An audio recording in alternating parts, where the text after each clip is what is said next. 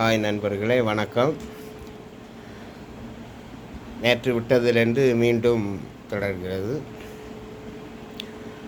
அப்புறம் என்ன ஆச்சுன்னா, என்ன கார்மல் ஸ்கூலுக்கு 2011 என்ன கூட்டிகிட்டு வர்றதுக்கு மாமிய மகன் இங்கே ரமேஷுன்னு ஒரு ஆள் ட்ரீட்மெண்ட்டில் இருக்கார். அவங்க கிளாஸ்மேட்டு. அவர் நல்லா இருக்கிறத பார்த்து என்னை இங்கே கூட்டிகிட்டு வர்றது போல் பேசியிருந்தேன்.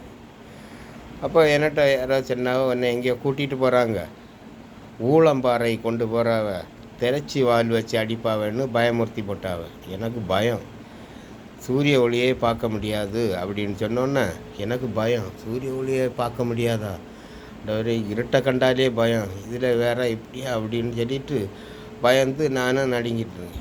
இப்படிப்பட்ட இதில் என்ன காரில் ஏற்றி கார்மல் ஸ்கூலுக்கு கொண்டு வந்தாச்சு. இங்கே கொண்டு வந்தோடனே எல்லோரும் ஒரே சிரி. ஏன்னா முள் போல் இருக்கேன், உடம்புல சதையே கிடையாது, கிறுக்க நாட்டம், முடியெல்லாம் வருமா அசிங்கமாக அப்படி இருக்கேன். நானும் பைத்தியாரம் போல் கண்ணு மட்டும்தான் அப்படி இருக்கும், மீதி ஒன்றும் கிடையாது. அப்படி கொண்டு வந்தாங்க. அப்படியே அட்மிஷன் போட்டாவ, ஏன்னா ட்ரிப்பு போடுறதுக்கு எல்லா இதுவும் பார்த்தாவ. நானும் சுற்றி பார்த்தேன், எங்கோடிடா ஓடுவது அப்படின்னு மனசு குழம்பி அப்படி போயிருந்தேன். ட்ரிப்பு 3 நாள் ட்ரிப்பு அடித்து விட்டுறாவல். இல்லாத உருவங்கள் எல்லாம் தெரியும். யாரோ வெட்ட வந்தது போல இருக்கும், பில்டிங் இடிஞ்சு விழுந்தது போல இருக்கும், பாம்பு உடம்பில் சுற்றுனது போல இருக்கும். வந்து ஓடிடுவேன். பிடிச்சி என்னை இழுத்துட்டு வந்து கெட்டி போட்டிருந்தாங்க.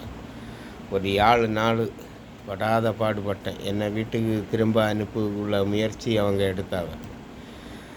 நானும் அப்படி பைத்தியாரம் வைக்கிற எல்லாரும் இந்த கிறுக்கனை கொண்டு இங்கே போட்டு எங்களுக்கு நிம்மதியாக இருக்க முடியலை அப்படி இப்படின்னு மற்ற பேஷண்ட்டெல்லாம் சொல்ல ஆரம்பித்தாங்க.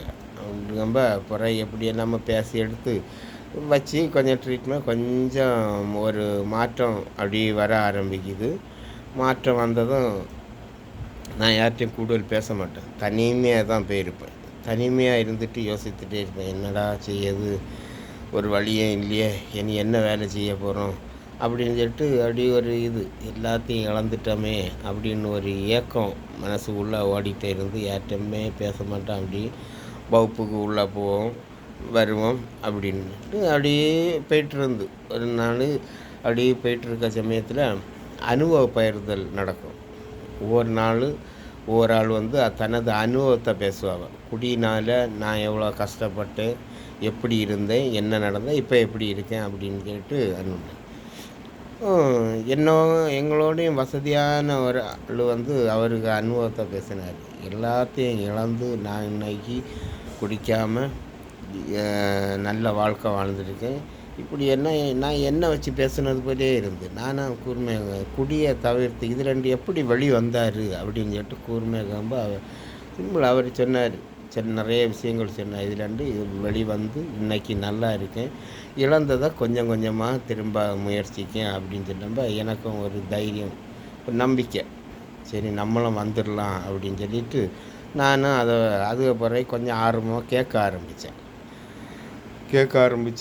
கிளாஸையும் கவனிக்க ஆரம்பித்தேன். அப்போ தான் சொன்னேன், மதுவை பொறுத்தவரை நான் சக்தியற்றவன், வாழ்க்கையை என்னால் சரிவர நடத்த முடியாது.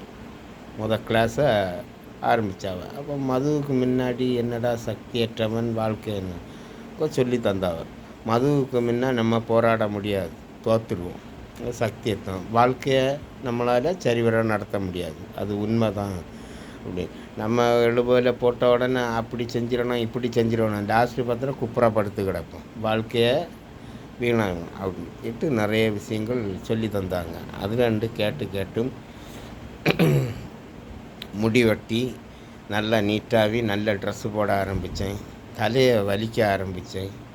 கண்ணாடியை பார்க்க ஆரம்பித்தேன். அதுக்கப்புறம் ஒரு மாற்றத்தை அப்படி உருவாக்குனேன். நிறைய பேர் நிறைய விஷயங்கள் சொல்லி தந்தாங்க, அன்பாக இருந்தாங்க. பிறகு என்கிட்ட ஒரு வந்தான், நான் மாறிட்டேன். கொஞ்சம் கொஞ்சமாக மாற ஆரம்பித்தேன். பெட்டை நீட்டாக ஆரம்பித்தேன். எனக்கே தெரியுது நான் என்னடா இப்படி செய்ய மாட்டேன், இன்றைக்கி இப்படியெல்லாம் செய்யணும், மற்ற இது எல்லாம் மாற்ற ஆரம்பித்தேன். அப்படியே யோசிந்தேன், கடந்த வந்த பாதையை ஒன்று நினைவு கூர்ந்து பார்ப்போம் அப்படின்னு சொல்லிட்டு பார்க்க ஆரம்பித்தேன். அப்போந்தான் நினச்சேன், எவ்வளோ கஷ்டப்படுத்தியிருப்பேன் வீடை, எவ்வளவு இது பண்ணியிருக்கேன் அப்படின்னு. கடைசி ஸ்டேஜி என்னால் ஒரு டீ கூட குடிக்க முடியாது, இப்படியே களைஞ்சிரும் உதறி. ஒரு தண்ணி குடிக்க முடியாது அப்படின்னு. இடையில கடைசி நான் இங்கே வாரதுக்கு ஒரு மாதத்துக்கு முன்னாடி கொஞ்சம் ரூபா இருந்து பையன்மாரோளுக எல்லாம் கூட சேர்ந்து சரி கொஞ்சம் லைட்டாக சேர்ந்து அடிப்போம் அப்படின்னு சொல்லிட்டு ஒரு 4-5 பேராக சேர்ந்து பிராண்டி கடையிலேருந்து நல்லா காலையில் 8 மணி பிராண்டி கடையில் போய் நல்லா வீக்கிட்டு அப்படியே வெளியே வந்து நல்லா சிக்காவி அப்படியே ரோட்டில் விழுந்துட்டேன் ஓட பக்கத்தில். ஒரு ஞாயிற்றுக்கிழமை காலையில் விழுந்தோடனே அந்த பையன்மார் என்ன செய்து போட்டான்னா எண்ணெய் சுற்றி மெழுகுத்திரி கொளுத்தி வச்சு பத்தி கொளுத்தி வச்சு பச்சை ஓலையை தூக்கி மூடி போட்டார். பஸ் எல்லாம் நின்று ஏதோ வண்டி ஆக்சிடெண்ட்டில் ஏதோ பாடி கிடக்குது அப்படின்னு நினச்சி எல்லோரும் எத்தி பார்த்துட்டு வஞ்ச கிடக்குது. நான் அப்படியே கிடக்கேன். எங்கள் அப்பா அம்மா எல்லாம் சர்ச்சு போகிறதுக்கு அப்படியே இறங்கி வராங்க. என்னடா கூட்டமாக இருக்குது பார்ப்போமேன்னு சொல்லிட்டு எல்லோரும் கோயிலுக்கு போகிற எல்லாம் பார்க்க நான் அப்படி எல்லாம் காரை துப்பிட்டு போனேன். இப்படி ஒரு பிள்ளையா அப்படி இப்படின்னு சொல்லிட்டு எங்கள் அப்பா அம்மா எல்லாம் சர்ச்சுக்கே போயில திரும்ப போயிட்டாங்க. இப்படி ஒரு பிள்ளையை பற்றிட்டோமே அப்படின்னு சொல்லிட்டு அப்படி திடீர்னு முழிச்சு பார்க்க மணி 2:30 பஸ் எல்லாம் போகிற சவுண்டு கேட்கும். என்னடா பஸ் எல்லாம் போகுதுன்னு பார்க்க நான் பிராண்டி கடைக்காரனே என்ன ஏசம் எனக்கு சாவு வேறு இடமே கிடைக்கல. ரயில்வே ஸ்டேஷன் எல்லாம் பக்கம் தானே, அதில் போய் செத்துருக்கலாமே அப்படின்னு எனக்கு அப்படியே வறுத்துட்டு வீட்டில் போனோன்னே யாருமே பேசலை. இந்த மாதிரிப்பட்ட சிச்சுவேஷன். அது பிறகு ஒரு நாள் அழகிய மண்டபம் பயங்கர மழை டைமில் அந்த 4 முக்கு ரோடாக அங்கங்கே ஹோட்டலில் உள்ள எல்லாம் அந்த மழை வெள்ளத்தில் அடித்து அந்த மடை அடைச்சிட்டு தண்ணி எல்லாம் மேலோடி போக ஆரம்பிச்சு. என்னட்டே காசு கிடையாது. ஒரு 6 மணி இருக்கும், காசு கிடையாது, கையெல்லாம் விரைச்சிட்ருக்கு. எவன்டா அந்த மழை டைம் வெளியும் போக முடியாது, பைசா வாங்கணும் குட்டிக்கணும் ஏற்றடான்னு. அப்போ அந்த பழக்கடைக்காரன் எல்லாம் இந்த அடப்பை எடுக்கணுமே என்ன கடல்னு தான் கூப்பிடுவாங்க. கடல்கிட்ட சொன்னால் போதும் அவன் எப்படியாவது எடுப்பான், ஒரு குவார்ட்ரு வாங்கி கொடுக்கலான்னு. என்ன ஒரு குவார்ட்ரு வாங்கி தரேன் அந்த அடைப்பு எடுப்பேன். நான் அந்த சமயம் அந்த கேவில் ஒன்றும் தெரியல. டக்குன்னு இறங்கி அந்த சாக்கடை உள்ளே இறங்கி அந்த அடப்பு எல்லாம் வாரி அப்படி மேலே போட்ட மேலெல்லாம் புழுவாக விழுகுது. அப்படி எல்லாம் ஒரே சிரி. இப்படி ஒரு கோடீஸ்வரன் போயிட்டு பிள்ளைங்க நிலைமையை பாருங்க அப்படின்னு சொல்லிட்டு பார்த்து ஒருமை சிரிச்சாவ. எனக்கு தெரியலை, எனக்கு அந்த கோட்டரை அடிக்கணும்னு உள்ள இதுதான். இப்படியெல்லாம் கேவல் பண்ணி இப்படியெல்லாம் நடந்தது அப்படியே நினச்சி பார்த்தேன். எவ்வளவு கஷ்டங்கள் அனுபவிச்ச அந்த ஒரு கோட்டருக்காண்டி இப்படின்னு சொல்லிட்டு அப்படி நாட்கள் கடக்க ஃபாதர்ஸ் எனக்கு நிறைய அறிவுரைகள் சொல்லியிருந்தார்.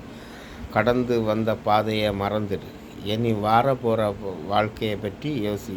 நீ செத்து உயிர் தழுந்து வந்தவனாக, உனக்கு கடவுள் ஏதோ ஒரு இது வச்சுருக்காரு, அதை ஃபாலோ பண்ணு அப்படின்னு சொல்லிட்டு நிறைய விஷயங்கள் எனக்கு சொல்லி தந்தாங்க.